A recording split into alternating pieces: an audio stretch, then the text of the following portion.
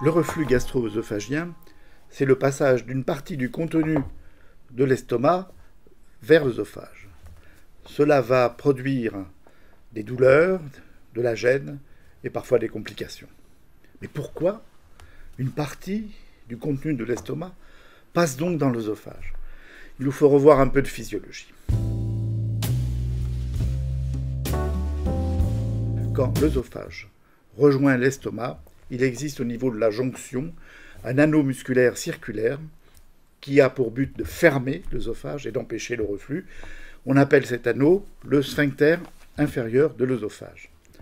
Par ailleurs, l'œsophage, qui est thoracique, rejoint l'estomac dans l'abdomen. Et pour cela, il traverse un muscle respiratoire, le diaphragme. Il le traverse par un orifice que l'on appelle le hiatus diaphragmatique.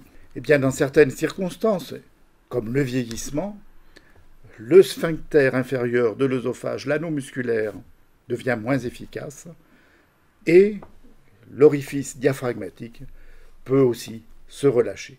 D'ailleurs, lorsque cet orifice diaphragmatique se relâche, une partie de l'estomac peut passer dans le thorax où c'est vraiment pas sa place et on appelle cela une hernie hiatale. C'est une hernie de l'estomac dans le thorax. C'est très fréquent, en particulier chez les personnes âgées, jusqu'à 80% de ces personnes en souffrent. Pourquoi est-ce ennuyeux? Eh bien parce que ce liquide gastrique est très acide.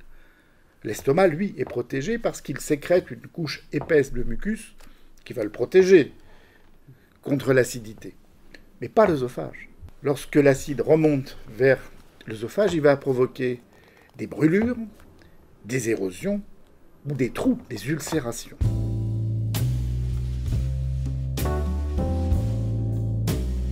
On doit être alerté par des douleurs. Ces douleurs sont en principe ascendantes, c'est-à-dire qu'elles démarrent au niveau de l'estomac, puis elles remontent le long du sternum. Certaines personnes parleront aussi des aigreurs d'estomac, sensation d'acidité. Pour d'autres, ils décriront plutôt des sensations de régurgitation, c'est-à-dire la sensation de remonter d'un liquide acide vers la gorge. On a tous connu ça au moins une fois. D'autres encore rapporteront une mauvaise haleine, une haleine acide, aigre, qui est due au reflux. Enfin, il peut exister des douleurs derrière le sternum, rétrosternal, en barre, avec une sensation de serrement, d'étau, et une irradiation vers les mâchoires ou vers le cou. Attention, ça peut mimer les douleurs que l'on rencontre dans l'insuffisance coronaire et dans l'infarctus du myocarde. Mais ça n'a rien à voir. Il s'agit d'une confusion possible entre les deux douleurs. Le dernier symptôme évocateur est la toux matinale. En effet, pendant la nuit, le reflux est favorisé par la position allongée, le liquide arrive dans le pharynx, et au lever, il va passer plus facilement dans les bronches. D'où la toux matinale.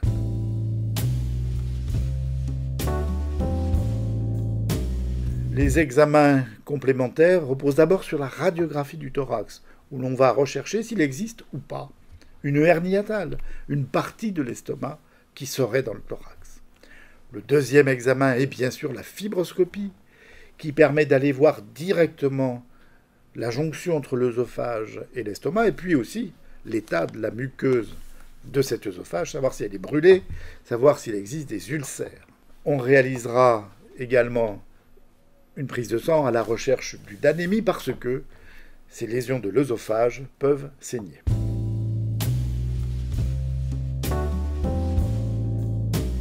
Le traitement repose d'abord sur des mesures hygiéno-diététiques, c'est-à-dire des repas pas trop copieux, pas d'alcool, pas trop, et puis le chien. Pourquoi le chien? Parce que le chien, c'est le meilleur traitement du reflux. Aller promener son chien après le repas est très bénéfique. Ça évite de rester avachi sur son fauteuil ou sur le canapé devant la télévision. En effet, promener son chien, ça permet de rester vertical. L'activité physique, la marche, favorise la vidange de l'estomac. Et en position debout, il n'y a pas de reflux.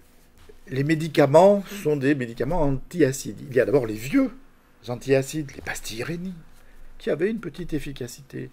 Des produits comme le Gaviscon, qui forme une espèce de gel à la surface du liquide gastrique et qui l'empêche de remonter dans l'œsophage. Mais les traitements modernes, les meilleurs, sont ces médicaments que l'on appelle les inhibiteurs de la pompe à protons. Ça veut dire quoi? Ça veut dire que ces médicaments empêchent l'estomac de sécréter de l'acide, ou trop d'acide. Il s'agit de l'oméprazole, du pantoprazole, et il y en a beaucoup dont le nom finit par azole. Mais là, il vous faut aller voir votre médecin pour être sûr du diagnostic, et puis parce que ces produits sont délivrés sur ordonnance.